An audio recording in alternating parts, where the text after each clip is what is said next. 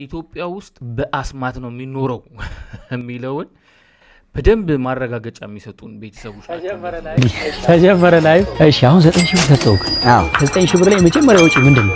መጀመሪያ ወጪ እኔ ለቱ 9000 ብር ሰጠው ማለት ነው ለሱ ወይ ደግሞ የወር ገቢው 9000 ብር ስለሆነ 9000 ብሩን ሰጠው። ከዛ እንዴት እስቲ እንደምትጠቀም ነው በጀቱ ክራይ ነው ማውጣ ስንት 4000 አዎ 4000 ብር የቤት ኪራይ 9 ሲከነዛ 4 ስንት ቀረ 5000 4000 እሺ ክፈል 2 3 4 አወየው ብር አወየው ገንዘብ 4000 ብር የቤት ክራይ ይከፍላል እና 5000 ቀረ ማለት ነው 5000 ቀርቷል። ይሄ ደግሞ እሷ ነው አዝቤዛም ሆነ ቀለብም ሆነ ምንም አመቻችታ እንድታኖረን ማለት ነው። ቆይ እዚህ ቤት ስንት ሰው የሚኖረው? እዚህ ቤት እንግዲህ ባልና ሚስት ሁለት ልጆች አለ።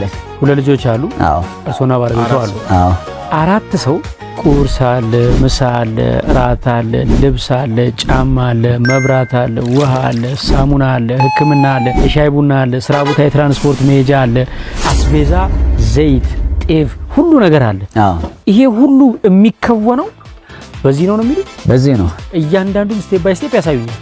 አዎ ባይዞ ምን መሰለህ ዋናው ፍቅር ሲኖር ትንሽ ብር በቃል ማንም ሰው እኮ እሱን እኮ ሊያሳዩኝ ነው ጋሺ።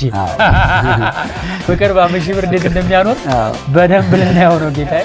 እሺ ስለዚህ አሁን 5000 ለሷ ነው የሚያስረክበው? አዎ ለሷ ነው የሚያስረክበው። የትራንስፖርት አያስቀሩ? የትራንስፖርት አላስቀርም። እኔ በእግሬ ነው የምጓዘው ማለት ይው ቀርቦ ስለሆነ እኔ በዚህ አቋርጬ በእግር ነው የምሄደው። የስንት ደቂቃ መንገድ ነው ከዚህ መስሪያ ቤት? 45 በቃ እና 45 ደቂቃ በእግር እሄዳለሁ።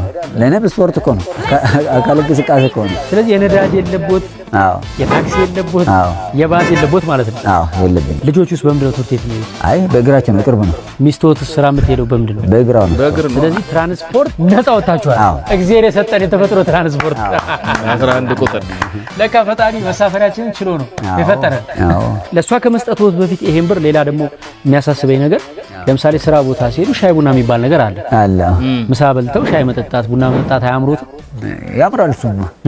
ነገር ግን ከውጪ ይሄኔ አውጥቼ ከምጠጣ ሌላ ነገር ለምን አላረገውም ብዬ ተውኩት።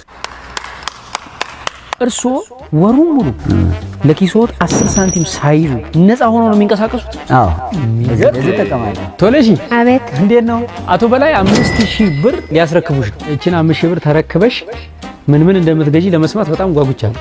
እኔ ራሱ ጓጉቻለሁ። ውድ ስለሆነ ከገበያ ቢቀነሰው ይገዛል። የሚቀንስ ገበያ አለ? አዎ። ምን አይነት ገበያ ነው? ጉሊት ነው ወይስ ክፍት ነገር ነው? የገበሬ ገበያ። የገበሬ ገበያ። አሃ እዛ ስንዴው 10 ኪሎ ጨምራለሁ ካልኩ 800 ነው የሚያዘው። ስንዴ 800 በ80 ማለት ነው። እሺ